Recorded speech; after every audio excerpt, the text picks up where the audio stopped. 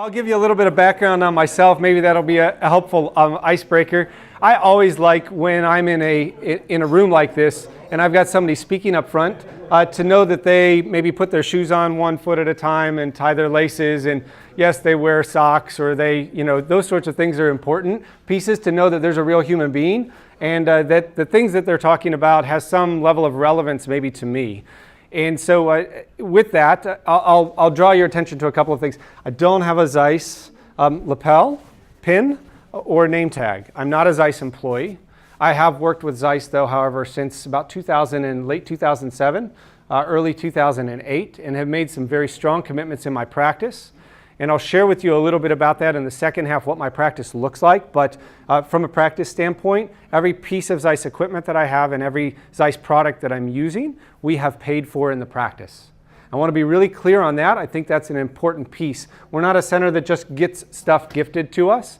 We have to make a business case and use case for the things that we're doing. And so Zeiss has been a great partner for us, and we've made some choices in that regard. And that's part of the reason that I'm here this evening, to share what that's looked like and how that's maybe changed or progressed over time. The second piece that I'd like to share with you is, as Dane alluded to, I do have a big family. And I am not, I actually wasn't 3 weeks in Australia. That would have been great, Dane. There was 2 weeks, you were vacation on you, right? That was it. I've been in Australia for about a week, a little bit over a week, which has been great. You guys have a fabulous country, and I will tell you, there is nothing for me, at least, to have it that's more welcoming than to walk into a place that feels familiar after being abroad for quite some time. I've been abroad since October 15th.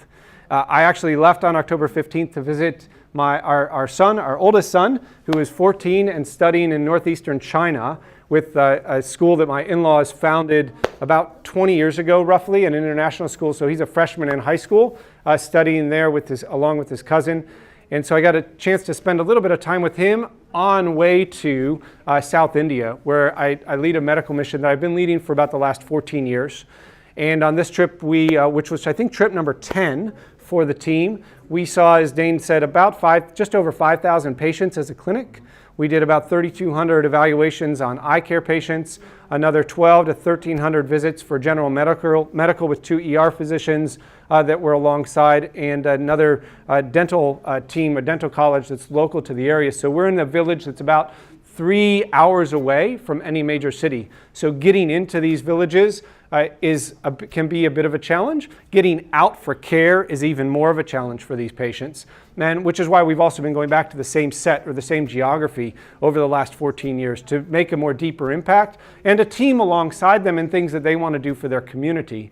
So we just finished that up, and I packed up a few things. I'll actually have a little video for you that's very brief, but we actually had a Cirrus 500 with us in country that was hooked up to an old generator, thanks to Joe's team helping to coordinate that and get that into these villages. But the individuals that we serve there, and it's part of the reason that we get a chance, I think, as optometrists to do the things that we do, is the giving back component. But the individual we serve there takes about 3 days for them to bus out, stay in a city, get cared for, and then bus back. So they can take up to a half week off or longer to get care. And by bringing the care into them, we actually are able to do things like we've negotiated cataract surgeries at $25 an eye. We provide glasses where we're providing the frames, and they're all brand new frames through donors and companies out there that are large manufacturers on the frame side, but we pay for the lenses to be made in country in hopes of teaming with some of the local opticians and opticals to infuse money into the local economy, rather than strictly just coming in and dropping, as a lot of American nonprofits do, and probably nonprofits around the world or NGOs around the world, tend to drop resources into places without trying to leave a lasting impact on community. And most importantly, we team with the group that's on the ground. And that group that's on the ground has been there for the last 30 years and are indigenous and have a vision for their community. So we get to work alongside them and help bring to fruition some of their visions. So got a chance to do that, popped out into Singapore and then into Perth, and I felt like I was in San Diego, which was really, really nice after, showers can be hit or miss. Internet, even though we're out in the village, can be a little shoddy, so it's hard getting in touch with the other 4 of my children and my wife, who at that point in time were now visiting my son in China and have since flown down and met me in Sydney about 3 or 4 days ago now. So There you go, full circle, and you got your orders in. So without further ado, let me dive into a few of these pieces, and we'll talk a little bit about technology tonight. Before we talk about technology tonight, I want to, just a quick show of hands, how many are you familiar? There's 2 studies that were done in Australia. So my hopes in coming here, and excuse me if I drink a bunch of wine while we go, it kind of keeps my throat going. So here, in Australia, one of the things I wanted to do as I came in was understand a little bit more about the country and about the practice of optometry and eye care and what eye care delivery looked like. The last thing I wanted to do was come in and say, well, this is how we do in the States, so guess what? This is what you should be doing and this is what it should look like. But actually to learn what are the challenges, what are the issues, and I stumbled across a few things. Obviously, my study wasn't comprehensive, but there were 2 major studies that have been performed in the last maybe now 10 years, almost 12 years, since these studies were published. And one was on oversupply. Anybody familiar with this study, the optometric supply and demand study for Australia? Some of you are, and have seen this study. And I wanted to just draw your attention to a couple of elements within this. So it's acknowledged that there's between about 4,500 and 5,000 optometrists between Australia and New Zealand, I believe. Or NZ, right? Is that, am I getting that? Somewhere in there. So about 4,500 to 5,000 optometrists with a projected oversupply of about 1,200 ODs. Now, this study, as I read it at least, looked a little small in my view. It seemed to not be very broad in what it looked at. It only looked at things from one real perspective, I felt, or maybe just cursory touched on a couple of other realms, but didn't really dive into the disease demographics. So it acknowledged that there was a growing demand of patients, or there was a growing set of patients. It set forth the demand for eye care services on your Medicare only, not a consumer-based study, which I'm sure there are companies out there that could probably do a much more effective job of taking a look at what motivates consumer demand and why they want to be there. And then tied that to a little bit of aging and disease, but didn't really significantly dive into that. Now, aside from this study, anybody familiar with the study that was published in 2005 by your Department of Health on eye care services and disease? It had a significantly different perspective, not on the supply of ODs or the eye care, how eye care would be delivered, but in particular, I think, around the market opportunity. And so I'll draw your attention to just a few statistics in this particular, with regards to the summary of this particular eye health study, and that was the changing demographic within Australia. So the changing demographic, mind you, this study started in 2002, was based on World Health Organization data, and moved with projections to 2032.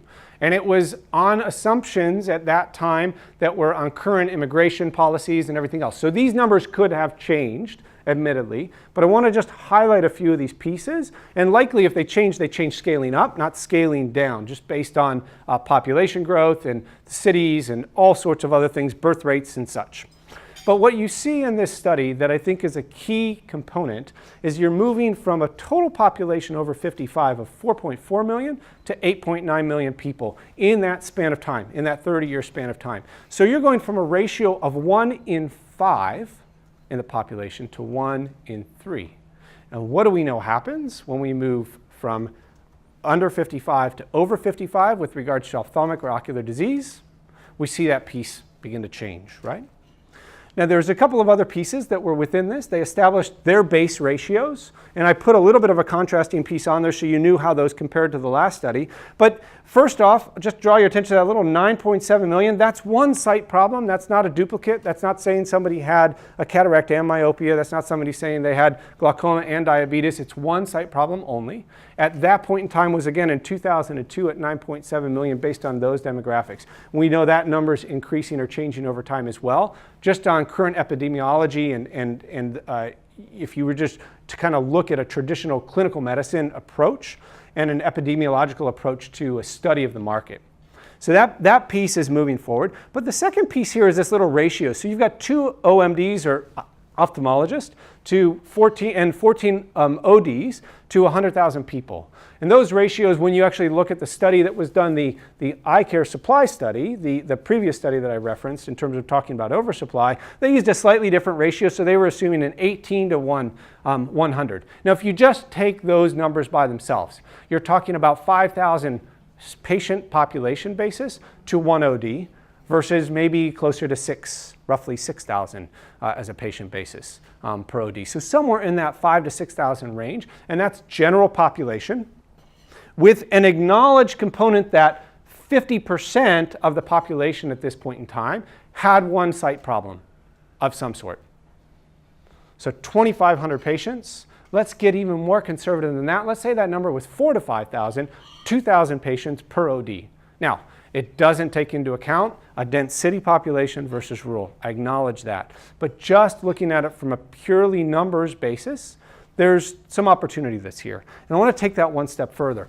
And that step is just taking at the current number of conditions in 2002. So I'm just circling that first column. And this is in AMD, cataract, glaucoma, diabetics, diabetic ret, and then just a total number of all of those. And these are rounded.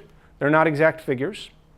But when you look at these pieces, I put those conditions up specifically because they're conditions that, to my knowledge, Australian optometrists are able to at least participate in the management of on some level, whether it's on a co-management or detection level or the actual ongoing or starting to progress into the management of these conditions. And I think that's really, really important. And I'll draw your attention to one specific one right in the middle here, cataracts. Now, here's something to keep in mind with that growth from 1.5 to 3 million over this window of time. The supply of ophthalmologists in the same window is going unchanged. Not increasing, not decreasing. But just from a surgery standpoint alone, there is a capacity issue with regards to the management from a surgical basis of cataract care amongst your ophthalmology colleagues that are here in Australia. And this is the same demographic shift that we saw starting to occur in the US and that has driven our law changes as it pertains to therapeutics. Now, I oftentimes get the question, well, don't you guys have lasers? In California, we just got the ability to inject in October for the first time.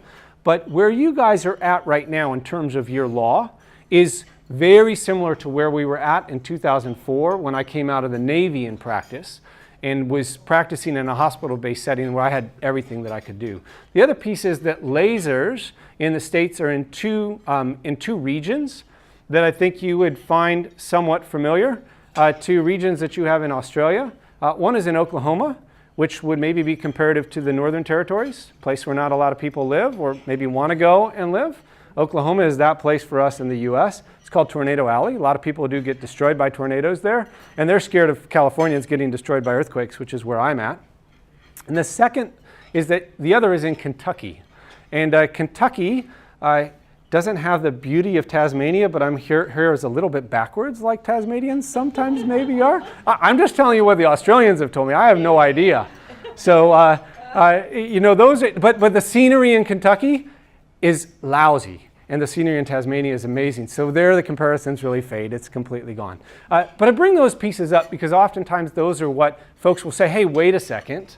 That really doesn't match. That's not where we're at, or that's not where we're going. Well, I will tell you, at least from when I read these stats right here, there is an opportunity that sits in front of all of us in this room as it pertains to patient care, the treatment and management of diseases and conditions. And it's not about how do I get equipment or how do I equip myself so that I can treat right now necessarily. Some of this is oriented around the detection of the condition and the building towards a clinical practice model that can effectively support what it is that you're jumping into. And some of you, as I've got a chance to meet with or be in practices here, are doing things that are on the cusp, that are driving that edge. And technology is going to be a leader for you. It's going to be a reason why you could or couldn't participate on scale. So without further ado, we'll dive into the technology. But before I do that, let me just throw that out to questions. Are there any questions in the room? Pushback, thoughts, just a different perspective on this? No? I think there's more diabetics and glaucoma already in 2017 than what you got in 2032. Then here. Yeah. Yeah. So these were just based on the study. So I agree. Right. These were projections, and admittedly, they were published in 2005 on WHO data from 2002. So these are old numbers, and they didn't go down, right? They went up in this. Yep. Also, the numbers is a diagnosis, and then double the undiagnosed, right? Yeah, so this number is just the diagnosed cases. This number is not the undiagnosed cases. That's a great point. Anything else? So remember, part 2, we're going to talk about notions and mechanisms around payment, reimbursement, and business models. I think a very important thing. So I don't want you to feel like we're diving past that. But let me go on in and just dive into a little bit of the technologies that are out there. And again, we'll highlight something on the Clarus a little bit tonight. We'll talk about Sita and one of the new algorithms that's with the new HFA. We'll speak a little bit on OCT angiography, which we've been working with in my clinic for a little bit over a year now, and full-blown kind of, we blasted the market with it, and then last talking about tying it up with Forum. So here's your image of a Clarus ultra-wide field, and I'll draw your attention to a few things that are on here. There's a small circle that's right in the middle here. That small circle is your direct ophthalmoscope. Now remember, none of this is to scale because magnification varies with some of these lenses, but it's just showing you the geographic area that's covered inside the retina. The second image that's right here, that rectangle, is your 90D. So not a 70, but a 90 diopter lens, just showing you what you can get if you're pretty good with it. Obviously less magnification there. The third circle going out here, that's your 20 diopter lens, using that with your binocular indirect ophthalmoscope. The next ring that we've got going out here is your 45-degree traditional fundus camera. And then the very last ring that's going around, and you'll see it in two pieces there, is the ultra-wide field image, which is taken, and I want to just get right out there. I think the steps, people start to think, well, is it one image? Is it two images? What is it? It's two images. It's got a pretty bright flash that's associated with it. But when the staff use it, and they understand how to use it well, which takes about 10 patients or 20 eyes, it's like operating a slit lamp, and they're very quick on acquisition. We've been using it in a clinical trial basis for what are called FDA validation studies in the US. We've been using it on a clinical trial basis with all of our staff. And when I had to give the first prototype back, not only my staff, but my docs were really pretty upset as we finished that study and got ready for the next. So it was really interesting to see their feedback. And we asked patients a critical question because we noticed the flash was bright right away. And the critical question that we asked our patients was, would you have the test done again? Once it was demonstrated to them what it was, and they had the imaging device, they had the image run and all of that. And every single patient that went through the study said yes. There wasn't one that said, nah, that flash was too bright, or this was uncomfortable, or that was uncomfortable. So I think that was a key part for us, and we ran it across 3 different technicians running the images, as well as our doctor review. So we had some degree of variability. Obviously, our N wasn't all that big since it was a narrowly defined study, but it was big enough for me to say, okay, there's something here for us to consider. Now, the other piece with this is those images that you see, those are auto-montaged. Those images are not taken and then hopefully you can glue them together and you grab this vessel and that vessel and yeah, boom, there it is. They're auto-montaged. The algorithm that's written actually does that. And the field that you're looking at here is a 200-degree field. You can actually take up to 6 images. So you've got a little bit better specs on that. And this was taken, these images can be taken on a 2.5 millimeter pupil or larger. Smaller than 2.5, you get too much artifact with it. So keep a couple of those things in mind as you're taking the image. We found, and we had a dedicated room that was probably about that big right here, where we have our field in one corner and we have our Clarus in the other. And we took our images in that room where we can control the lighting. We found that wasn't a critical issue. On a 2.5 millimeter pupil, we did see with these patients that it seemed to take about 3.5 plus minutes on acquisition. Whereas if we had a pupil that was at 3 millimeters, it took us 2 minutes or less in terms of total acquisition time for the staff from eye to eye to eye. And I'll show you a little bit about how that gets taken, but you can see, and just as I scroll back and forth between these two pieces, you can see this is the same image as what's right here. And you don't lose anything in resolution when it comes to the image that's on the screen here. And I could blow this up one more time, and I have a couple examples of that we'll look at next. I think that that's really a critical piece about this, is this is as good as any fundus photography. And we'll talk a little bit about the color and those comparisons, but even at that, it's a true color. So it's got a couple of benefits in terms of being able to use the Clarus. You can actually use the Clarus in a few different modes. One is in true color, which you see up at the top, and that's represented by the large image that's in front of you. The second is a FAF green, a FAF blue, an infrared. You also have filters on the true color. So you can do a blue filter, you can do a green filter, you can do a red filter, and I've got a couple of examples of those. That's important because it operates just like a traditional retinal camera. The next piece here is this infrared piece that's down below. The infrared camera is used right now to sight the retina and kind of center on the retina. But what we found that was a lot of fun, and we started toying with, because we tend to go off of on our own beaten path in the clinic, is we started playing with meibography on it. So we started flipping eyelids inside out and getting a white gland image. So you can't do it with an infrared source that's coming from underneath like you do with a LipiView or a LipiScan, but you can get a white meibography image using the infrared light source that's on there. And it would be really cool if that kind of came out in a little bit more of a module, because you can take that and plug it in with the external eye function, and that's where we combined those two together and said, let's see if we can make this footprint a little bit more useful for us. The next piece about the technology that you should understand is that the technology is a spectrum. The technology is not as that image to the far left or your right shows, where it's got a blue, a green, and a red. It's actually the spectrum that's listed down in this piece. So sorry for the busy slide, but it really shows us what the difference is in terms of the scan. And it's without this spectrum, you don't actually get the true color. That's what gives you true color, because it's taking the entire spectrum and it's combining that as the algorithm works. So this is just your OCT. This is your setup on your Clarus. That's the chin rest, single chin rest. The camera is kind of like got a little, I don't know if you call it a geolocator or what, but as it pivots around the patient, it knows where it is in respect to the midline, so it knows if it's right eye or left. Your staff don't have to label it. So you can't get a misaligned, oh, you wanted the right eye. Yes, that would have been nice. We've all had that in clinic.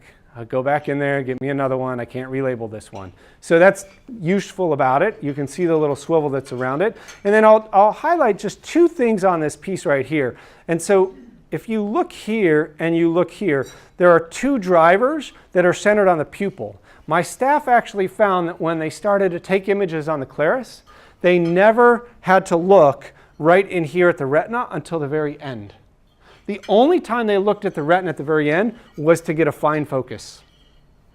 But what they did to draw the image in was they paid attention to what was happening in the centration on the pupil, and aligning those two pieces got it right into where they needed to take the correct image. And then when the fixation target switched, they switched that over.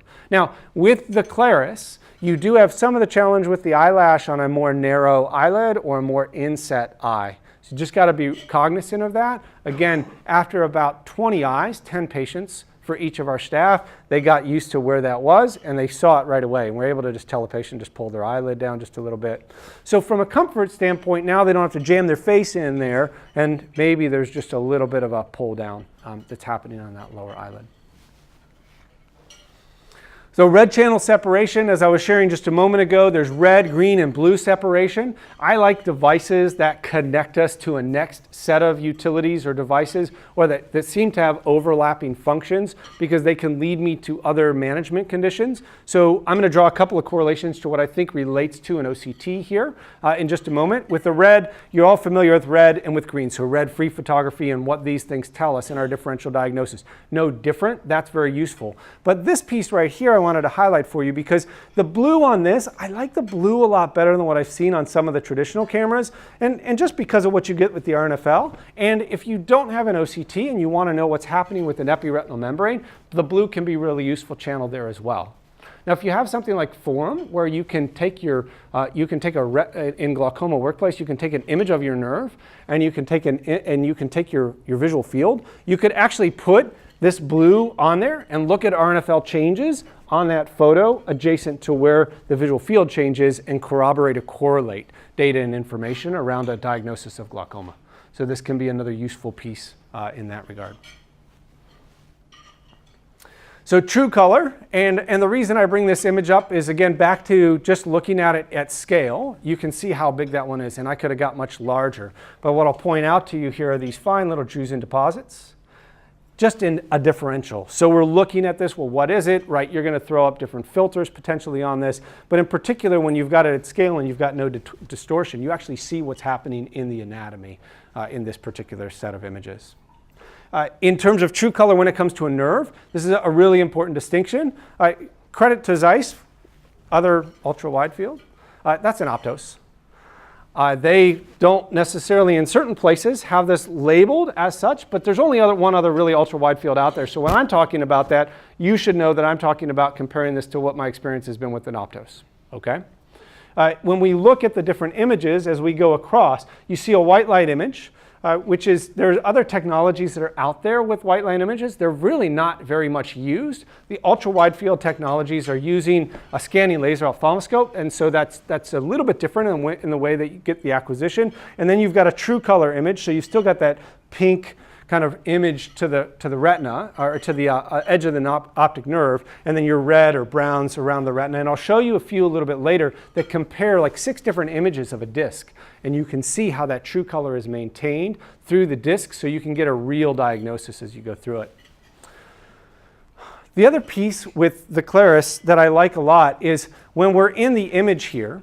So you've got the posterior pole, right? Which traditionally with an image, you might get this and you might get it blown up. But somebody getting an image out here on the periphery, you kind of lose some of it gets grainy, it gets out of focus. It's just not really clear all the way out to the posterior pole. There's your disc with your posterior pole complete, and there you are all the way out to the edge. And you can see in all 3 of those images, there's consistency in the clarity of the image. That's the same image that you were looking at just beneath it. So right here, just blown up into pieces. And again, I could have taken that and I could have made it even larger on the screen for you. But it just shows you the consistency of the image. And while these are slides that we've got prepared for this particular presentation, I can't show you the slides from the study patients that we had right now, but I can tell you that the slides are identical if I were to pull these up from the patients that we have experienced. And that has to do with the way the FDA does trials. So just to share with you, that's been my experience exactly. AMD patient, when you look at this particular case and you're looking there, you know something's going on, but what is it? I blew it up just a little bit. If you were up here closer, sorry for those of you in the back, you can see all the drusen that's scattered here on the macula. I should have actually blown that up to the full screen, but again, the same kind of elements that we're discussing before, and all the way out to the edge. So you're out into the periphery, you still maintain the same clarity all the way up into the edge. And then one more example, a little bit darker of a fundus that we've got here. So we've got this especially in a lot of pockets within the US. This one, you've got an AV malformation that's in it there in the center, but you can also go all the way out to the edge and still have the same sort of demonstrated clarity as we get to the edge or to the periphery. And this last one is just a hemorrhagic PED that we're looking at. Still the same size and largeness. This last one that I'll put in before I dive into a couple of the other slides around true color is I want you to note the edge of the image comes right here and comes right here, and this image is going diagonal. And what's unique about this is not the pathology, but it's the angle at which the images were taken and the fact that, again, these were auto-montaged. So instead of going sideways, we knew that the pathology was sitting, at this like 11 o'clock or 10 o'clock sort of angle, and we took those 2 images, and then it auto-montaged those for us as well. Still the same clarity there, clarity all the way out to the edge. So glaucoma.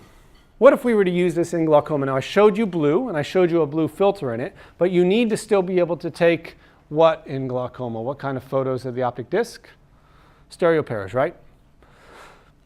So here's your stereo pairs coming out of that. and you'll have to take my word for this because I did it on the airplane and almost made myself sick, is if you cross your eyes just a little bit and you take a look at those, you can make depth pop out of these two images in terms of the way in which they've been snapped. So there's a stereo pair function that's on here as well. True color. Remember I said there are a couple of photos of a few discs, and what I want to draw your attention to is not the color of the fundus.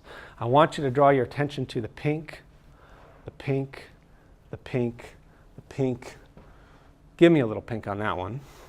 And the pink that's right in here on these glaucoma. Really consistent optic nerve images all the way through, not depending on the fundus. And the other key component of that is you didn't play with the intensity of the light source.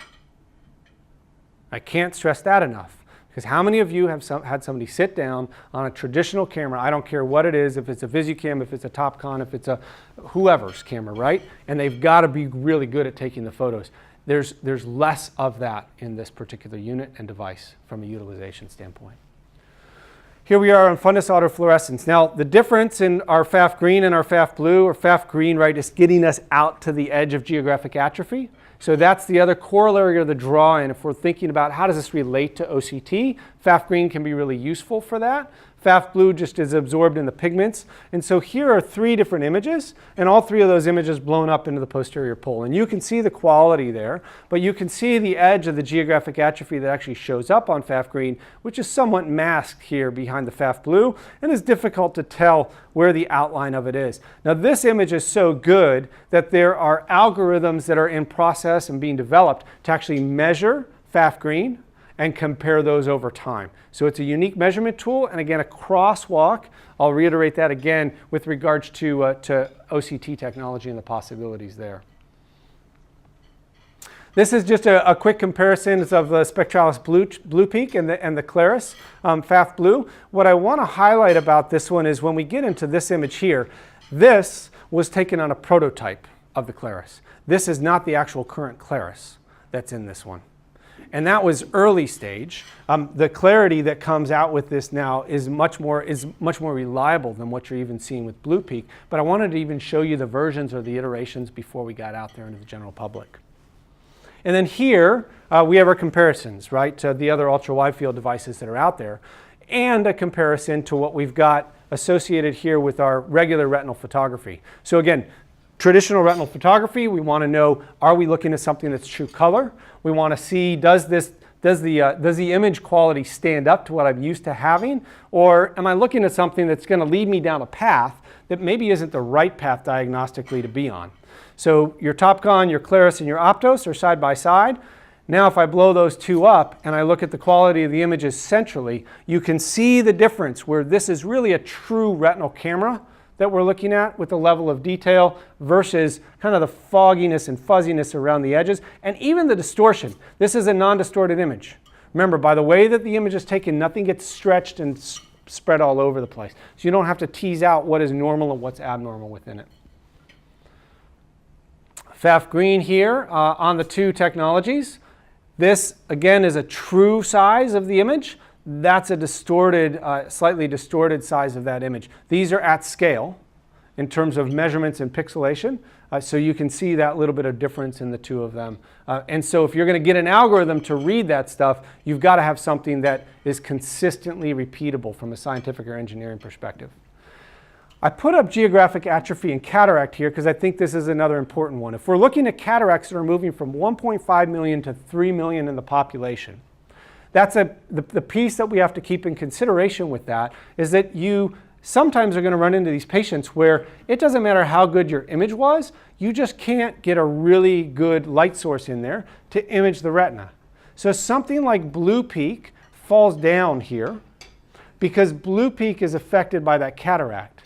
Whereas when you are looking at the geographic atrophy that's right here on a FAF green, you don't see any distortion. If I blew that up, that would be just as high a quality. And you can see the image in the Clarus against the VisuCam through that cataract. It's almost as if some of it's not quite as affected by the cataract with the same eye in traditional versus using the LED and the light source that's in here.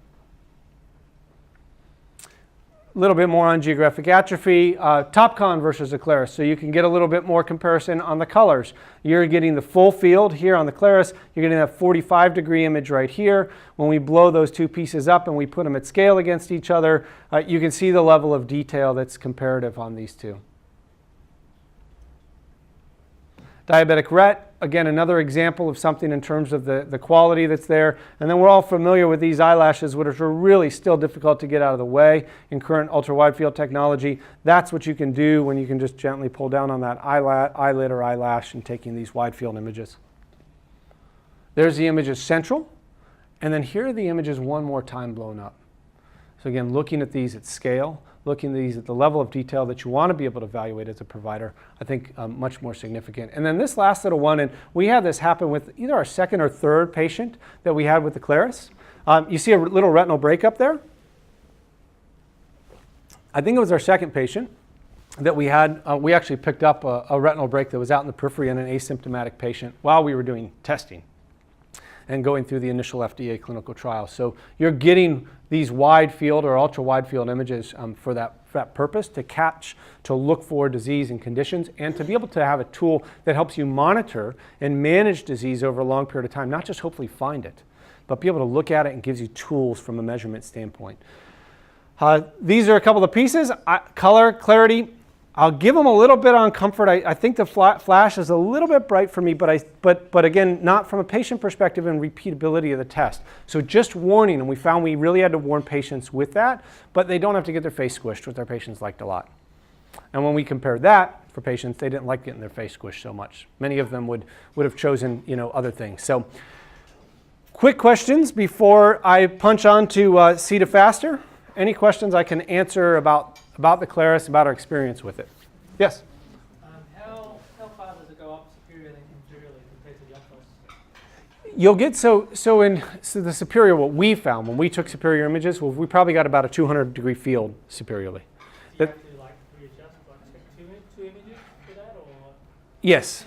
You're always getting two images that are auto-montaged in terms of the device. You can the tech spec so that you can get a little bit wider than that, but our finding was that with the consistency that we got good field about 200 degrees. Other questions? Yeah. Dilated pupils give you a slightly larger field or much the same? Dilated pupils don't necessarily give you a larger field because the image capture is still just as big and you've got overlap. So once you begin to spread those two fields out, even if you were to try to auto-montage them, you're going to have gaps, right, that are in the superior sections. Now, you could take them and widen them out. There is some maneuverability within the device, and then take two larger images, top and bottom, but then you're into 4 images. What we found with the dilated pupil was it just sped up testing time. You were consistently at 2 minutes or less with testing time, and I think we would have gotten faster than that. But that was our initial, workflow in having it on a limited basis to really run the trial. Other questions? This patient management. If the patient got history of floaters, would Yes. you legally can take this photo without BIO? Could you legally take the photo without BIO if they had a history of floaters or a report of floaters? I'm not a lawyer and I don't play one on TV, but I would probably say do BIO. I'm not going to suggest that you have this and you document the fundus, and for some odd reason, right at the very edge, you missed a little something that was out there. I'd still say BIO the patient with a history of recent onset of floaters. If they're an established history of floaters, that's going to be a clinical call that you make. There's a saying in the US, they did a study, I don't know if you guys have heard of this study, but they did a study with regards to the reason that patients sue for malpractice. And the number one reason that they found that patients sued for malpractice had nothing to do with whether or not they were treated. It had everything to do with whether or not they felt the doctor cared. So there's that adage that people don't know how much, don't care how much you know unless they know how much you care. That's the piece that goes back to it. So there were doctors that were just blatantly not practicing great clinical medicine, but because they cared for the patient was forgiving towards them and allowed them to continue to practice and care for them. Interesting stat. Other questions? Mm-hmm. All right, so that's Clarus in a nutshell. let me talk to you briefly about Sita, because there's not a ton about Sita. Sita faster. Dane, did you come up with this name? So there's Sita, Sita fast, Sita faster. Sita quickest is yet to come, but it's not here yet. No, Sita faster. So Sita faster is really faster. A couple of quick stats about it, and this is really a very simple slide with a lot of information about it. You can ignore the information to the right just to say, hey, they look the same.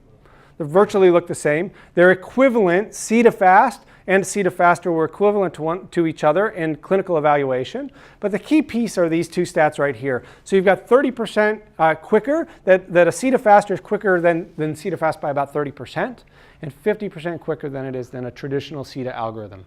Now here is the really, really, really nice thing about it. Do you have to rebaseline your patients? Easy answer, no.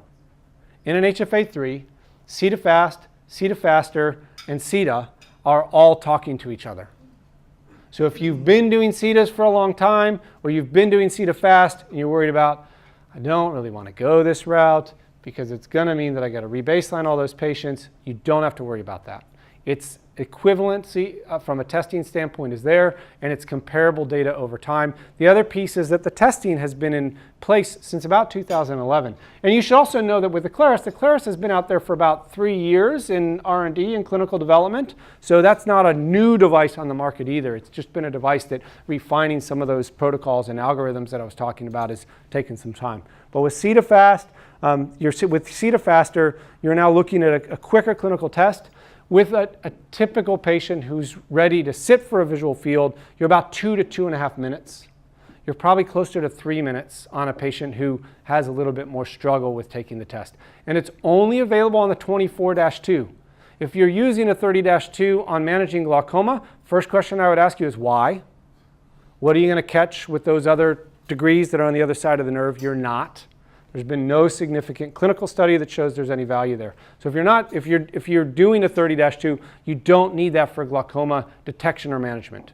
24-2 is it. These are comparative over a period of time with your 24-2s and fit into the same algorithm as is already in your HFA3. So if you have an HFA3 now and you are saying, well, how do I get this? Do I have to go buy a whole new unit? I'm going to step out on a ledge here and say it's an upgrade in the software. And I thought I heard, does it cost anything? No. So the software upgrade on the HFA3 for Sita faster doesn't cost anything for those of you who are already using an HFA3. Okay? Not an HFA2, HFA3.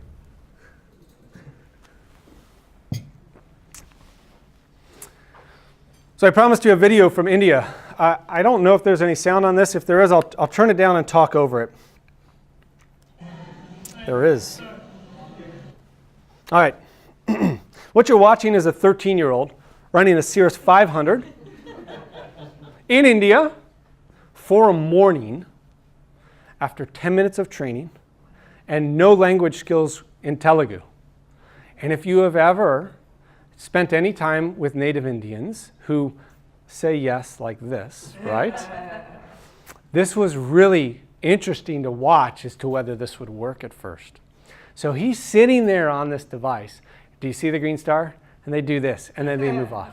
Well, could you hold your head still while and then somebody would say that in Telugu, and then they do this as they walk out. Please hold your head still. And they keep doing this. And it was on and on and on. So we had to really play with the language a little bit. But that wasn't a technical issue. That was a communication issue. I put this up here because some of us are concerned about or scared in terms of using technology. He ran this for a whole morning on black cataracts, that people were effectively completely blind in the one eye and got images of the retina and the nerve that techs of mine working in my office for years had gotten. So I put this all up there to say, and the reason we use this is because the first time that we used it, we found 50 cataracts that we would have done the wrong eye on out of 400 because the macula had problems that we couldn't see with the BIO or direct. So the OCT was invaluable in getting behind there and capturing some of the information that was in the back. But I put him up here and wanted to show you this because if you're scared of OCT or even how to run an OCT, Get your local 13-year-old and have them teach you. So with that, OCTA. And I'm just going to touch on a couple of quick things here with OCTA. Now, we have been running OCTA since early October of 2016. The unique thing about OCTA and what you're looking at all in white here is anything that's in white on this particular image is the movement or the change in the erythrocyte through the vessels. And this is not depth arranged, so you can set this at different depths in the retina, and you can actually color code those depths, which I'll show you in a moment, so that you know which layer that vascularization is occurring at. Now, what's unique about this is on the other side, there's another image that's actually your structural map, which is your en face image. So you can dive into the tomogram. You can get an angiogram and a tomogram of the retina at the same time and take a look at these pieces. And I will tell you that this has grabbed patients' attention more than any other image or any other device that we've brought in, because you can take this image and you can overlay it on a black and white fundus image and pop it up on your screen, and they know what they're looking at in a heartbeat. And when I tell them that same capillary plexus is in your kidneys, they go, so would you see if something was going on in my kidneys? I said, we'd have very strong suspicion if something's there. So they immediately make the connection with regards to these devices and what we see inside. Just a little bit about the scan and its acquisition. This is a great slide, though, that shows the different areas of the different maps. So you can see on this slide, you've got this red square, the green square, and the blue square that are going around the images. You're at superficial retina, which if you saw this on a slice is through the superficial retina here in the tomogram. If you look at the second one there, it's your deep retinal map and then an avascular retinal map. I bring that up because this is what's used when we look at this color depth imaging map. So if you saw blue in here, it's a, hey, watch out for what you're seeing. It doesn't mean they have something. There can be another reason why blood vessels are in the avascular zone, and it's not anything to do with new blood vessel growth in the avascular zone. It can be due to structural changes, due to stuff happening underneath or up above, so be aware of that. And the other one I would draw your attention to is when you think of your OCT, don't diagnose red disease. Red disease is not named after Joe Redner. That was bad, sorry, Joe. There we go. All right. No, but so red disease is a condition that we refer to in the US that's based on chasing the algorithm's diagnosis. The algorithm telling you that there's a problem here in the nerve. So you look at that and you go, well, there's glaucoma. Okay? That's not an active disease. That's just meant to draw your attention that there's a differentiation from normal. And you could have other conditions which look completely normal and should be red. Realize that too. We could go into a whole course on OCT and really reading and diving into OCT at deep levels. We do a lot of posterior segment in the US, so that's why I'm going there, but just realize that. Blue disease would be the same thing here. So in blue disease, if you have pathology, there's places where the pathology is real and there's places where the pathology is not real. Now I'll tell you a clinical case that we had with regards to when we started using OCTA. And mind you, we do what's called baseline OCT on every single patient that we see that can sit. So every patient that runs through our clinic has OCT done. But in this particular case, we were about 2 weeks into using the new OCTA technology.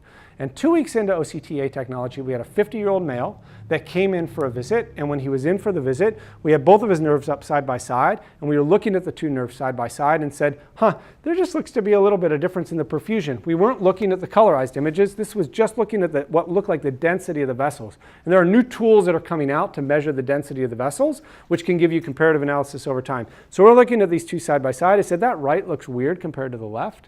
So I sent him in to his cardiologist. And he had a carotid done. And he was 95 roughly percent stenosed on the one side and 70 on the other. Got under treatment with anticoagulants, had no other findings in the retina, no history of high blood pressure, nothing at all. And he stroked before they got him in for his endarterectomy, but because he was on anticoagulant therapy, he ended up surviving the stroke, and not just surviving, but thriving after the stroke. Well, that one for me was, okay, we're doing OCTA on everybody. Even if it was one life that we ended up saving as a result of it, that was enough for me to see it in 2 weeks in. So, just a little picture comparing an FA to a deep retinal angioplex map. So this is your virtual. That's with injected dye.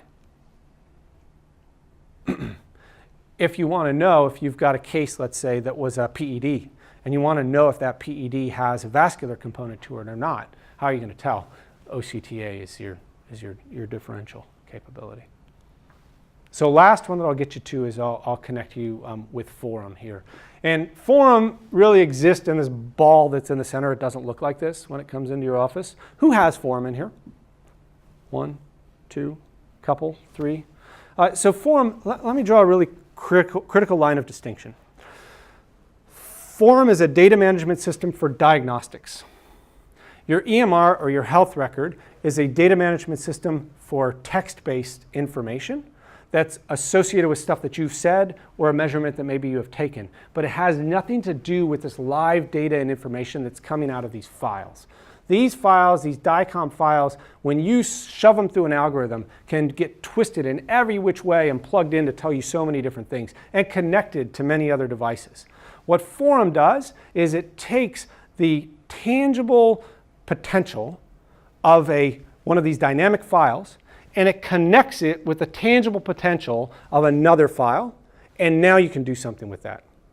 So in Forum, you have these things like called glaucoma workplace or retina workplace that exist. And what those are, it's taking all that data, all that information that you grabbed, all these pieces of equipment that look very different from each other, and it's plugging them together in a usable format. And it's allowing data to drive the exam and data to drive the evaluation of the consultation that you're looking at with the patient. So it can connect different devices, and there are other devices which create impediments, and these are usually based on the way in which another product manufacturer will allow that DICOM data to be used within Forum. Forum is not a diagnostic device in and of itself.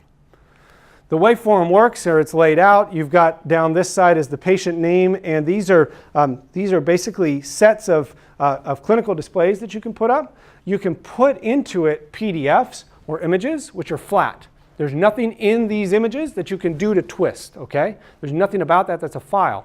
But when you take that stuff and you put it into a file that connects, now you get something like a combined report. You could have this with a disk image. I was referencing before a blue filtered disk image coming out of the Clarus that connects directly with what you have happening in your visual field. You can look at, for example, in a nerve like this, where you've got visual field loss here inferiorly, and you can look and you can go, well, superiorly, yeah, there's a drop out of the RNFL, but let's say you didn't have the OCT, but you did have that the blue photo where you're getting a really good resolution on the RNFL. This is where this is going to be very useful for you. And if we take that a step further now, Forum is allowing us to take pieces of information that are no longer in a report format, but these are connected. So here you're looking at an image in November 16, 2010. This is a year later in 2011. That's in January of 2012. And those images are linked. And if I could put this live for you, I could actually grab the cursor on this and scroll it up and down, and each of these images would move connected with each other. I can overlay or run a graphical analysis to show me the actual documented change in the tissue over time. And that's live and not on a report that I got to keep going back. Oh, don't give me that section. Oh, don't give me that section. Oh, don't give me that section. So that is your technology update. I'm going to give you guys a moment to ask any last questions, and then give you a moment to refresh your glasses or use the restroom before we get into part 2. Any other questions? Forum or Sita Faster or any of the things we just talked about? With the HFA3, Yes. you saying we could say start a patient on doing like Sita Fast 24-2 and then eventually move them up to a Sita Standard, and it would take the original Sita Fast as the baseline? Sita Fast and the Sita Faster and Sita all can be used as a combined for your baseline. So let's say that you started with the Sita Standard, okay?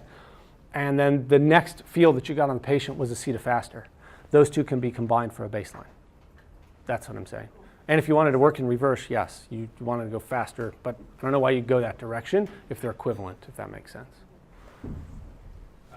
Yeah. Firstly, do you Yeah. have a copy of that video on the Zeiss website? Because we'd like to show our students that it might take some 3 days to learn.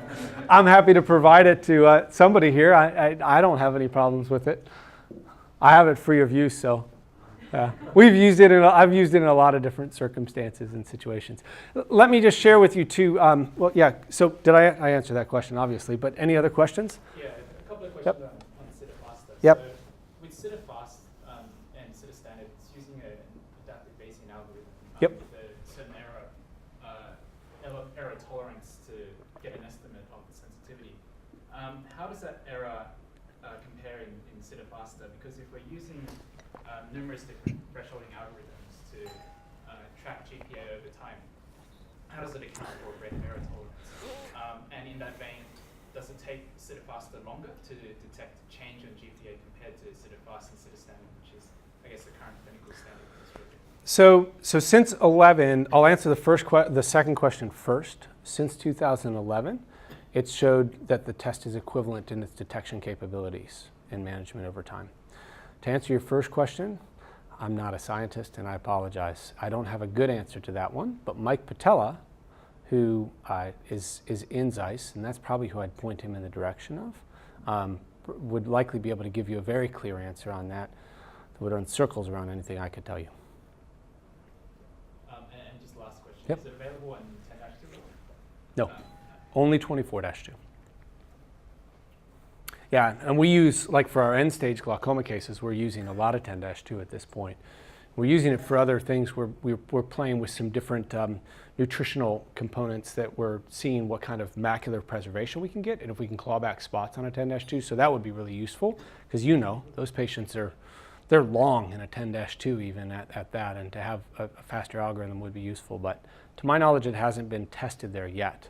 Maybe it is. But anybody else? All right. I'll give you guys a moment to top off and take a little bit of break. I'll bring us back together in about 5 minutes or so, okay?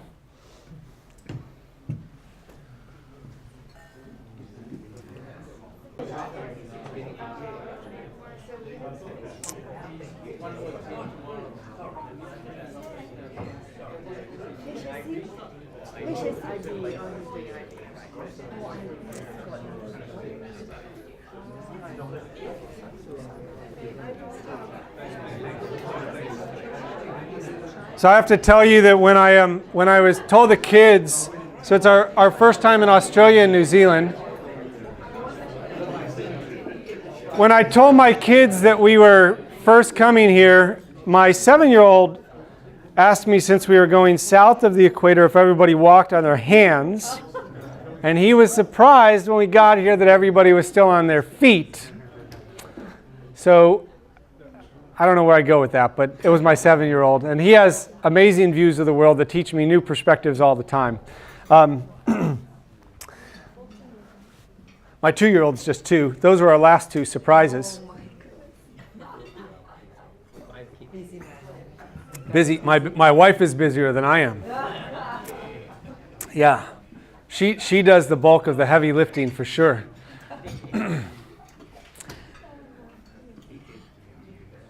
So I'm not on the road all the time, and I hate the podium, as a matter of fact, which is why I'm not really behind the podium.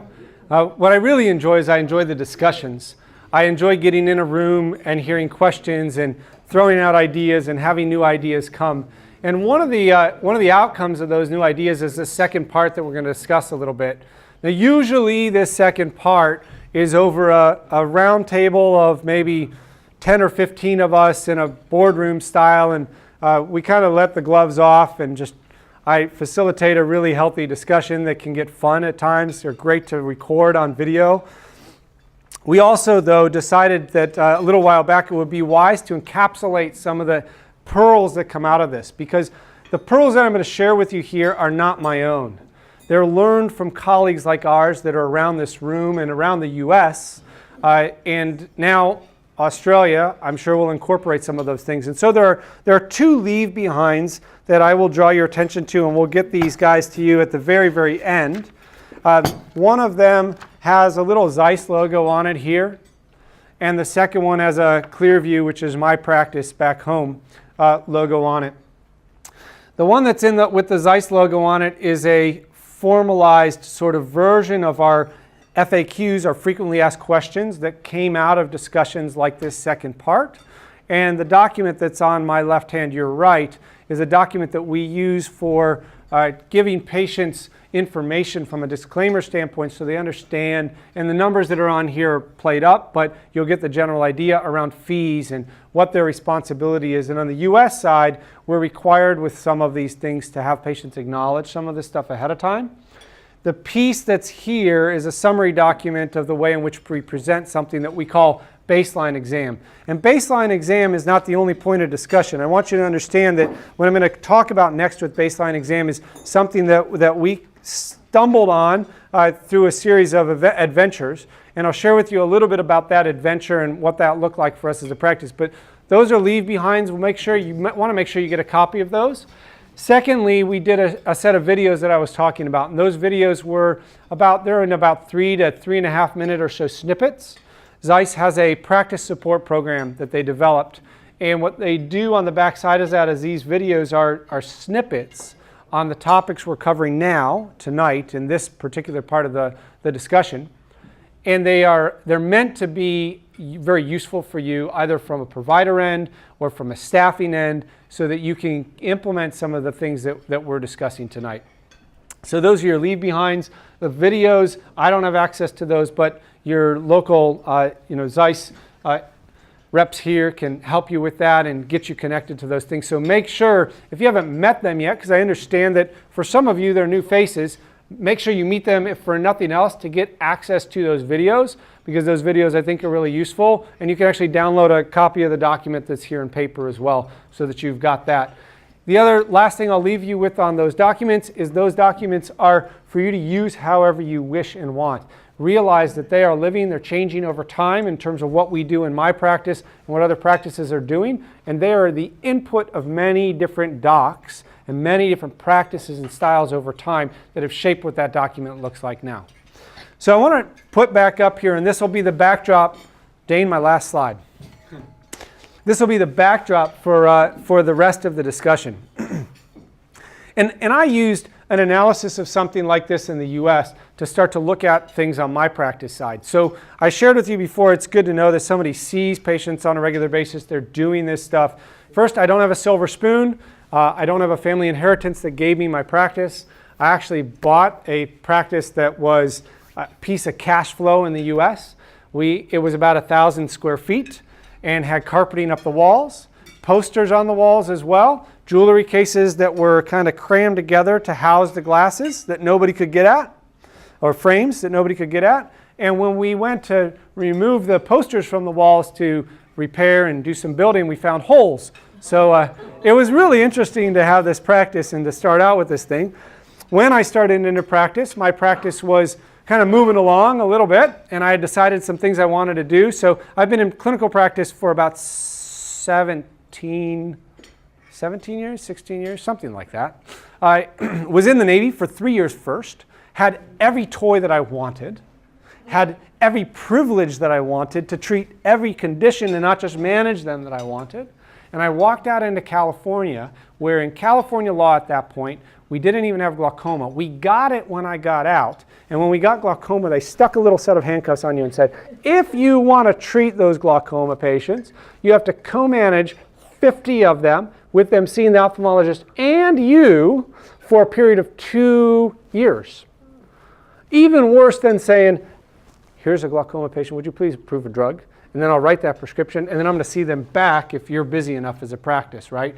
But you guys had it yanked and given and yanked, and I understand that there's some challenges that are there with that around your glaucoma privileges. But that was our glaucoma privilege. And we have really nothing else in terms of therapeutics at that point. So we were challenged to treat or be ready for this set of conditions. Yet I knew that's where we wanted to go because that's what I had done. So in about 2007, so about 3 years into my single location, where I took a 35-year-old chair and had it refurbished, and I had a 40-year-old slit lamp, I think, and what looked like an old B&L Greens Phoropter that was sitting in there, and stuff to just try and get the practice going. I lost about 30% of my patients in the first 6 months because I was making this commitment to medical, and those patients were used to a quick refraction check and a pair of glasses. And what we have in the US is we have 2 tiers on the government side that cover our medical cover our medical care. We have Medicare for 65 and up. We have Medicaid for under 18 and under, basically under 18. And those two pieces don't play real well together. And what's also unique about those two pieces is that where they're spread out, they're increasingly becoming what's called managed care. So that managed care component limits the network size, so you can't get access to those patients. In what I might liken that to is you're really like maybe an orthoptist practices here, where they can't get access to certain patients unless they have a referral from one of you or from the primary care for somebody else. But it's even worse than that, because even if I had a referral and I wasn't in network, I still can't get paid and I'm trying to treat this patient. Everybody on the in-between in the US has what's called a commercial, or somebody, not everybody, but most people have what's called a commercial carrier that covers the middle of that road. And the commercial insurance for years was fee for service, which was great because you'd come into my practice, or you'd come into my practice, and I would say, yeah, you've got this condition, here's what's going on. And you would say, great, I've got a $10 copay, perfect. And then I bill the insurance, and the insurance would pay me the rest. That's gone. Poof. It's really gone. And it really went away when healthcare reform happened in the US. And the reason it went away when healthcare reform happened in the US is the same reason that pensions in our country transferred to 401ks. There was a shift in the financial responsibility from the payer, from the third party, to the patient. And so now, when a patient carries a $5,000 to $8,000 deductible, which most of our patients do, guess who bears the brunt of the cost? So guess who has to make a case to the patient about the care and the quality that we're going to provide. And so regardless of what you might have heard about the US, unless you live in one of those panaceas like Kentucky or Oklahoma, you have a very competitive marketplace with a very competitive payer mix. And when you sit in the middle of Roseville, where 3 miles around me, I have 11 or 12 independent practicing ODs. I have 2 large ophthalmology practices that are 2 to 3 ophthalmologists plus their optometrists that are a half mile down the road on either side. I've got a Kaiser, which controls about 25 million lives in the state of California on one side with their eye care facility, and a UC Davis Medical Center behind me on the other side, not including Sight for Shore Eyes and JCPenney Optical and Sears Optical and Stanton Optical, and I'll go down the list. That's the competitive environment that I had the stupidity to plant my practice in.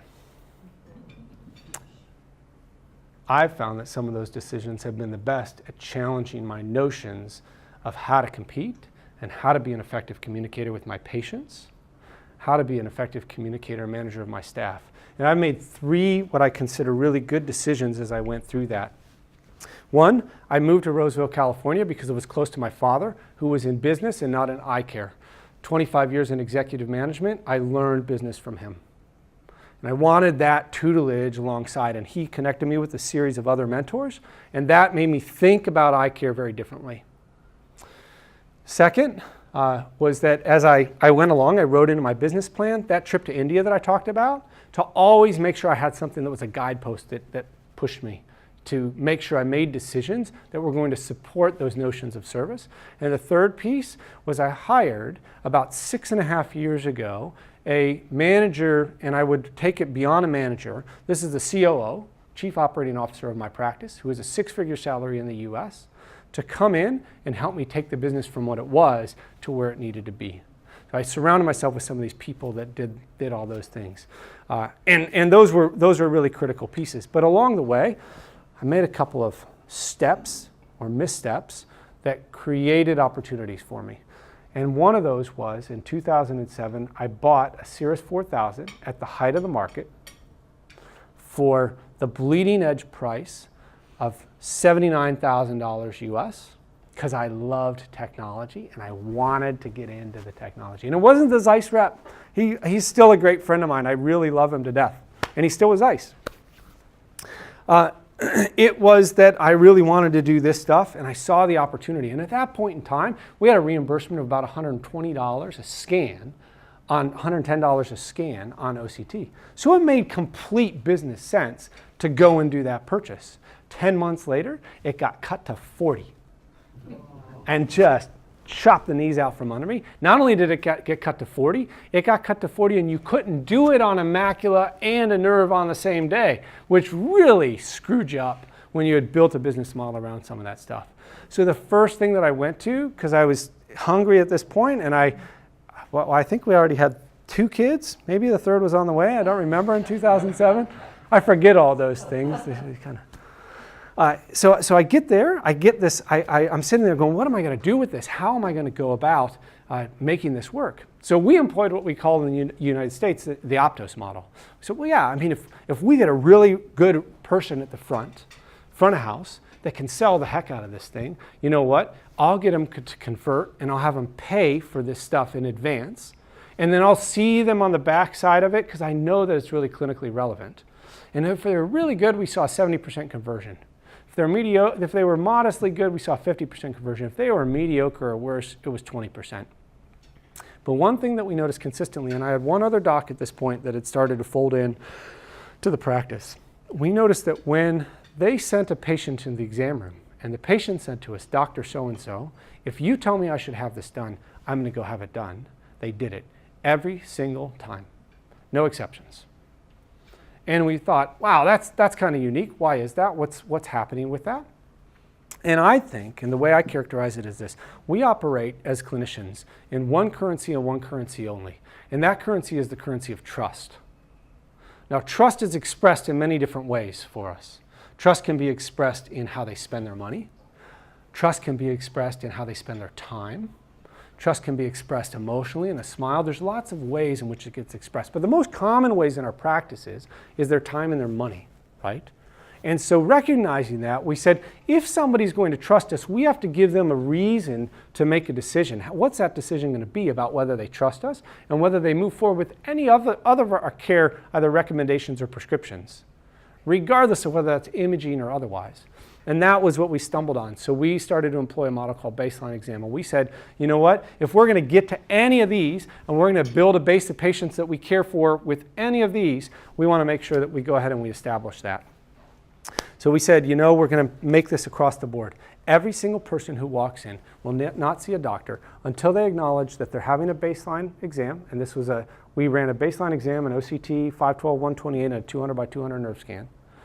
And if they had any questions about it, they could ask the doc in the exam room, but they had to have it done before they walked back. They didn't have to pay for anything, but they had to have it done before they walked back and have that discussion with the docs.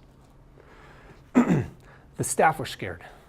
The staff thought, no way, we're going to have them walk out in droves. So the first month, we had 6 patients leave us. They were all 50-plus-year-old white males, and our staff were 25 to 30-year-old females. And 50% of those guys got the kick in the pants from their wives and were back to see us and came back and said, I am here to see you because my wife said to come back in. You have my best interest at heart, right? That, though, was a notion. We had to figure out about, you know, what does that mean around communication? But we also had another thing that we noticed once. We had a kid who came in for an evaluation. We did the whole family. We had 5 people in the family, and we charged them all appropriately as we had set forth. And this little kid was a +5 or a +6 hyperope at the end of the day. Asked about him about 2 weeks later, how'd he do with his glasses? I want to know, first exam, all that sort of stuff. And the staff in optical said didn't get his glasses. We haven't seen him yet. I said, what do you mean he didn't get his glasses? He's a +5, +6. He needs these. These are absolutely critical. And that's the quality of care we've committed to. They said, well, they couldn't get the glasses because they didn't budget for that. But they had budgeted a certain amount, and they spent that on our baseline exam. And so we made an adjustment right there and then. We actually said on families that were booking as a collective together, we did a 50% discount on our fees across every single patient that was part of that family at that point in time. And that's morphed a bit over time. We now charge for those in advance, so that if we've got a family member who wants that discount on services at the beginning of the year, if they want the discount, they have to pay for the full family for the year. So we're collecting those fees up front. It's a very good recall mechanism. We didn't realize that at the beginning, but it's a great recall mechanism. It's a compelling reason. They've already given you the money. They're showing up for that second part of the evaluation. But those are the changes that we made. And we saw tons of things. We'll see 2 to 3 cases of juvenile glaucoma a year. We'll see central serous in a 14-year-old. Because we have a macular image, and we'll turn around and talk to the patient and to the parent. We'll say, what are you doing? Dane, why are you so rough on your kid? What are they experiencing at school that your 7-month-old has central? No, we don't scan 7-month-olds. But what are we doing where we scan these patients and this is going on, and you'll see them a month back, and the kid's in great shape. So there's compelling pieces that we found in our vernacular and the way in which we started this conversation. But here's a side piece that we never expected. We looked at numbers about 18 months after we had instituted this. And 18 months after, we looked back over a 12-month window from the start to the end of it. And we said, what else might have changed in the practice? Is there anything else about us that's been adjusted? We saw an increase in our optical spend of $50 per job. $50 per every transaction that people were purchasing, it went up by $50 on average during that same window. And 4 years after we had implemented it, we saw that number top off at about $100. We had made no other changes in optical in that same window. But what we believe was happening was we put together a very narrow front door. We let patients know what it was that we were about, what it was that we stood for. We left the back door as big and wide open as possible. We didn't care about the back door because if we didn't do our job, they should be free to leave us. But if we did our job, they're not going to want to leave us and they're going to tell more people about us. And why we think that optical spend went up is because we had patients leave us. And we had one stick with us and they started referring other patients into us. For those reasons of our care was paramount and our optical was an extension of our care. And I can share with you a little bit about what we do in optical and why I think that is. But that became a really big catch for us as we looked at the ripple effects through the clinic. And our clinic now is 4 doctors. We see patients on, we have 4 exam lanes. We have about 4,000 square feet.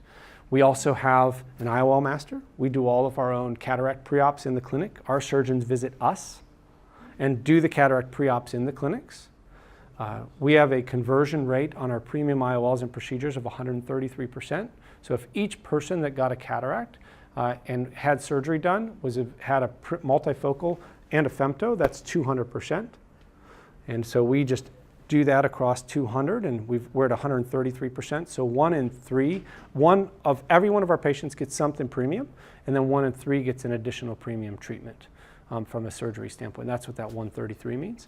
That we came upon through relationship building, and because we have the technology on the back end to build it. Patients were seeking us out for the care and the quality of the care that came along with it. We've seen growth across our behavioral optometry side. So we have one provider that spends time in the behavioral clinic, generating well over what the average optometrist does to justify a salary in a week. She generates in a day and a half.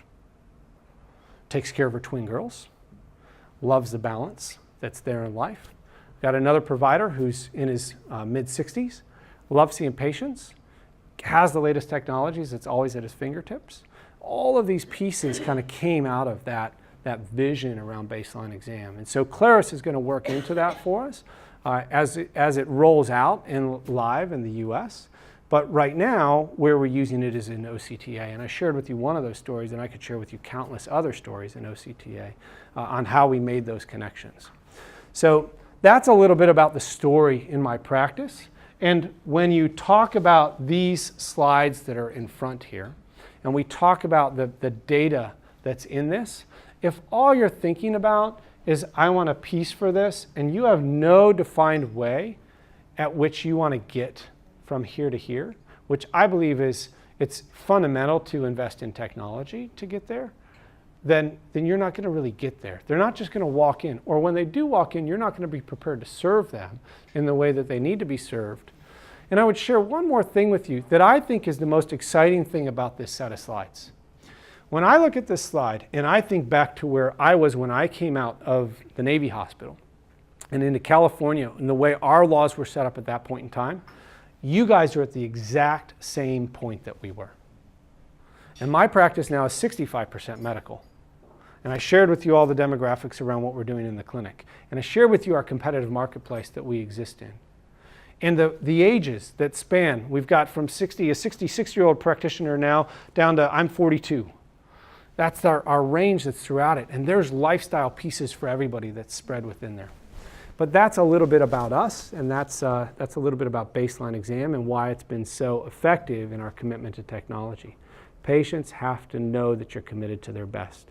And what we oftentimes will tell patients at the front desk when they give us a hard time about, no, I don't want to pay that, I just want to see them, I just want to have a refraction, or I just want to have a vision check.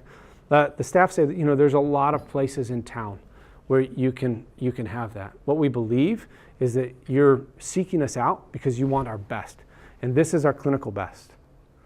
But if that doesn't work for you or where you're at, we'll provide you with an electronic copy of your digital copy of your records, and here are a list of 5 practices in the area that I'm sure would be happy to see you and take your plan. How many of those patients do you think walk? Very few. There are some, but they don't usually walk, because once they know the choice that they're making and the distinction in the choice that they're making, they can actually make a choice. When we're soft on the edges is where it's harder for them to make a choice. If we're humble in our presentation, but they know that they've got a distinct choice, we've got patients now who link into this stuff, and each year they're looking at a glaucoma scan and they're saying, what's my number? How does that compare to last year? They're engaged in their care. And if they leave our clinic, we take them and we say, here's a thumb drive of your DICOM data, and here are a list of 3 other practices in the city that you're moving towards. And they all have this technology, and they'll plug it into the device, and it'll pick up where it left off. It's data-driven. It's not simply just an image or an image without any measurements in it. And that's, I think, a really important factor for us. And we've got folks in the area who don't want to have it done because they get a free OCT somewhere else. What do you think we tell them? We don't tell them no. You have to have an OCT with us. We ask for a copy of their digital information. And when they go back and they ask for a copy of it on a thumb drive, nobody gives it to them. Nobody. And not only does nobody give it to them, they don't even know what to download. They download, when we do get something, it's a PDF on that thumb drive. It's not the data file. So that's a sticking piece for us. Those patients get it, that this is data-driven. This is not just a piece of paper. All that PDF is just a digital photocopy, right, of what you're looking at. We want the data. We want that tangible piece of information that's malleable and that's digestible and can be related to other things. That becomes a really, really critical piece for us. So we are, as a practice then, students of what I call behavioral economics in practice, in eye care practice.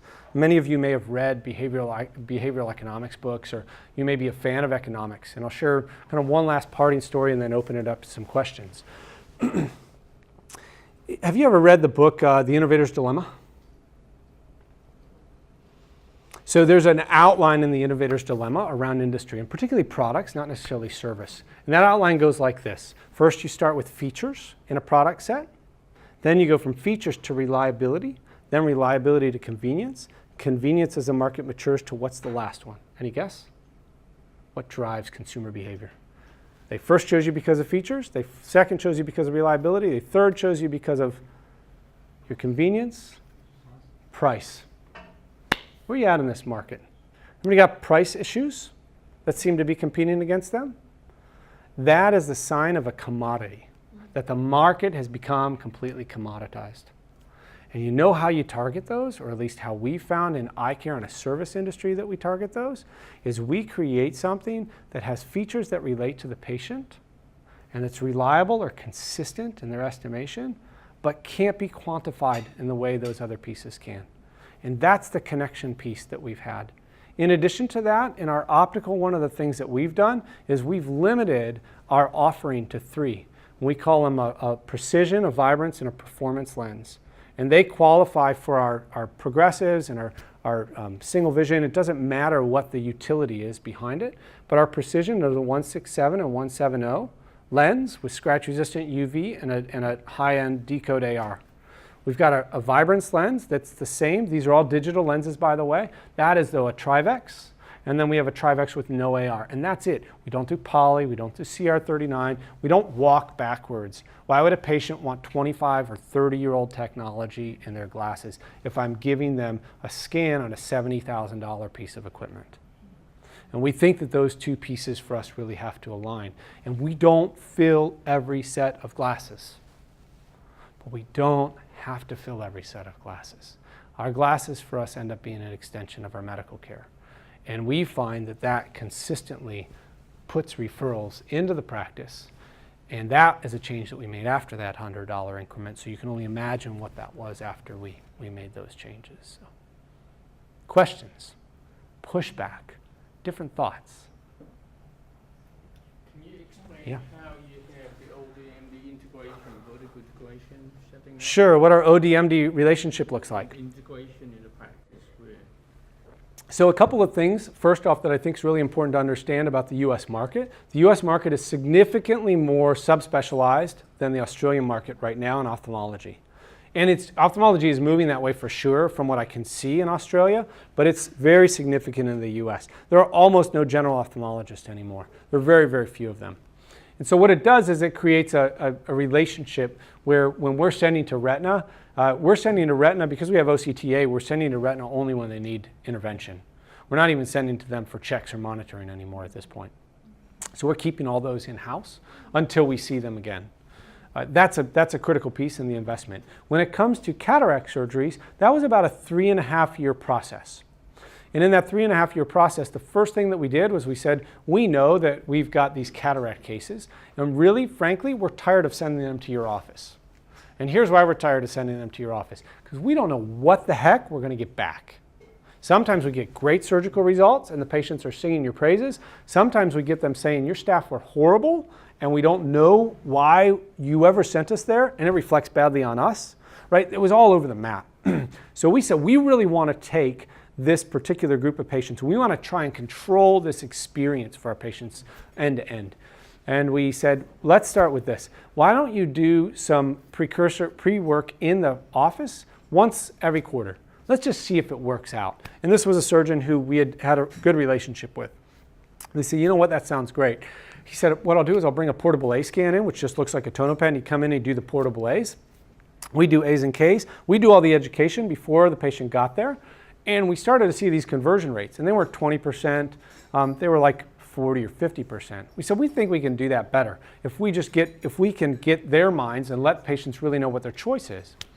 So as we took over some of the education pieces and we went to every other month that he was in the clinic doing these pre-ops, which are a morning for 3 hours once a month. Now, that particular set of cases, we said, you know, we're going to invest in an IOL master. So we went out, we bought an IOL master, we put his protocols in place. We put the surgeon's protocols in place on IOL master and topography. We knew what each patient channel looked like, and then we had a clinical education specialist walk through that with them, and then I review those, or the other doctors review those, and they said, here's what we're going to do. This is what our treatment's going to look like.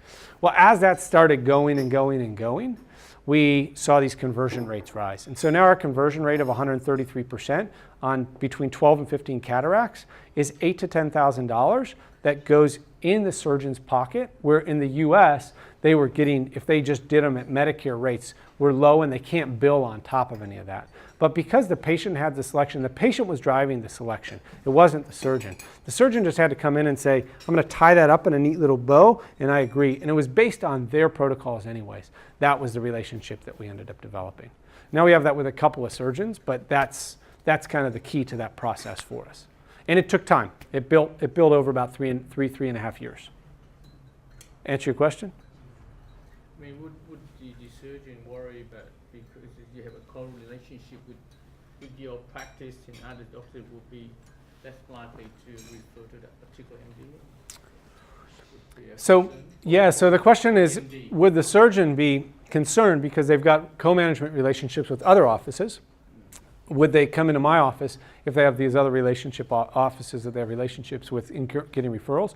The answer is no, because he doesn't see any patients from their practices in our practice. He only sees our practice patients. He doesn't refer any patients from his practice to our practice. He's only seeing our patients in that practice.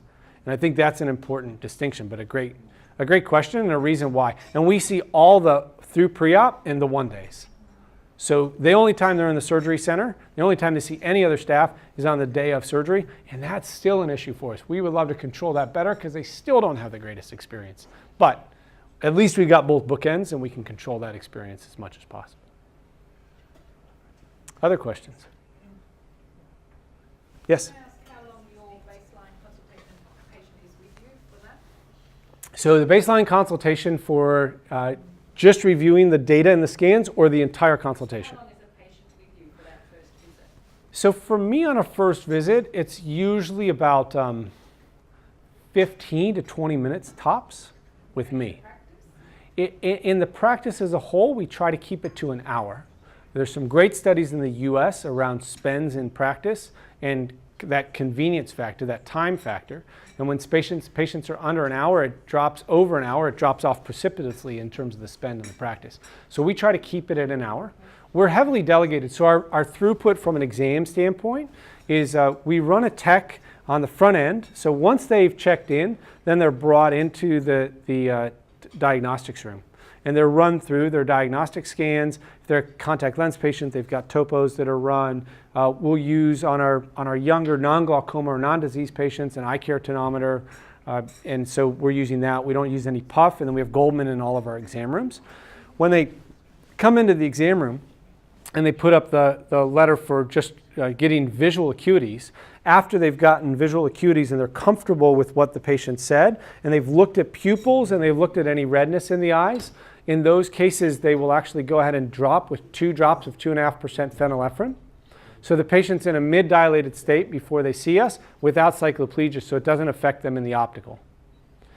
If I need to get them dilated further, a 0.5% tropicamide in 3 minutes blows their pupil wide. So I don't have to spend much more time with them, but I haven't got this really long, drawn-out situation, and by the time I'm entering stuff in their chart, they're ready to go for dilation. That's an important piece. So they'll run confrontation fields, they'll run EOMs, and if they're concerned about anything at all, they flag us right away. And remember, we manage quite a bit, so we've got techs that are really used to running through that, and we had to hand those pieces off. I don't want you to think by what I just described that it was like day one, here you go, here's all of this. We had to do some testing with that. So there's one provider in the clinic who he's booked on 30-minute slots. I'm actually booked on 15-minute slots just because my variety, and we try not to template. Again, the convenience factor, because if I template too much, then I have these whole swaths that were just a bunch of glaucoma, and somebody else might want to get in there, and it becomes a little challenging. So, other questions? Aaron, a big part of your success is that your staff really bought in. Would you agree?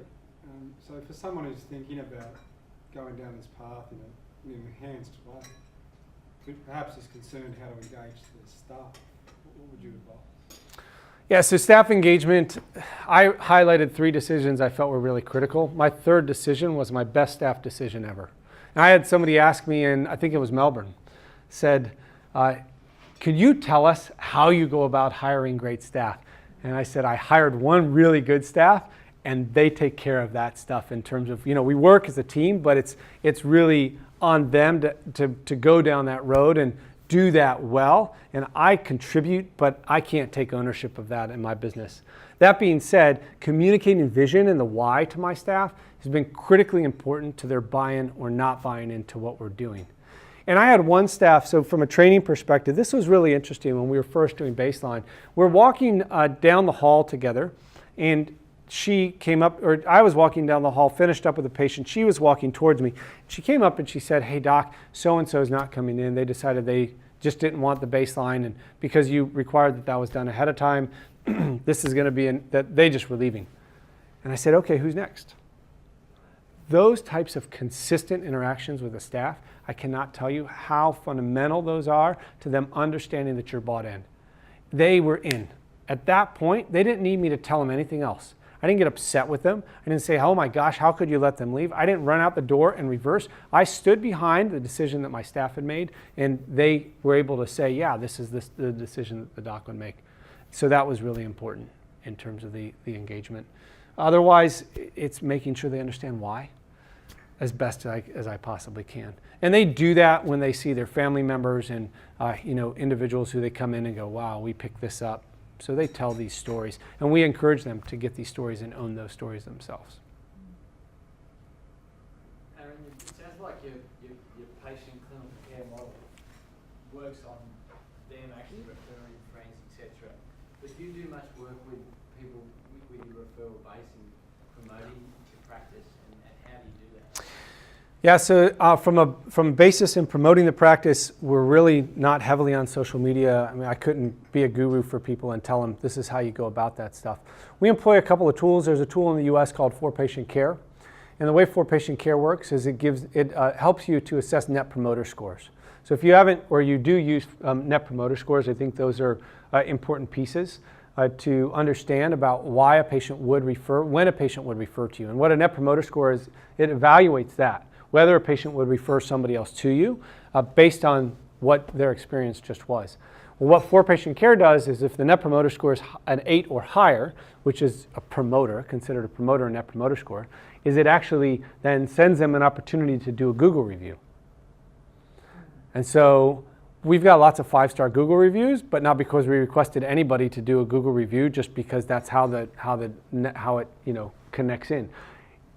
Conversely, what it also does that I think is equally important is if anybody is below that 8, it asks them to tell us why. And we go and we address that issue. And I think that's more important than going out there and getting all these other stars to happen. I think it's understanding who we didn't serve well, what we didn't do when we were trying to serve them, and correcting or remediating those pieces. And some of them you can't. Some of them was price. There's, in my case, 11 other practices around me, so that's not us. Sorry. Any other questions? I want to be respectful of your time. My pocket buzzed a little while ago, so and I'll be around.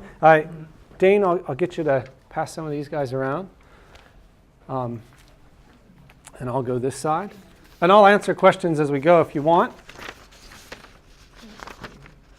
You got it.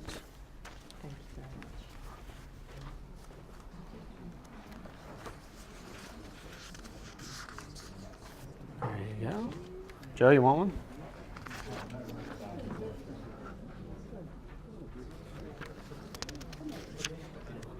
Just toss a couple on there. I think there's enough there for everybody.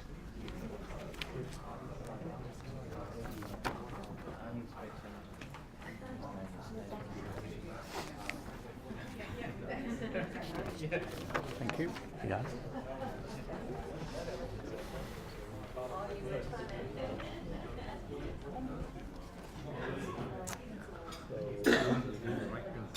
So just in closing here then, before we take off, and do you want to ask that out loud or do you? Okay. So just in closing, before we take off, I want to hand the floor back over to Dane and let him wrap up. I got to thank you guys all just for your hospitality as a country. It's been really, really special being here. And I can't tell you, I really emphasize my experience from Perth on east, that coming to a place that feels really familiar is special, especially after being on the road as long as I've been on the road. You guys are extremely welcoming, and as a culture, I will definitely be back. So thank you very much.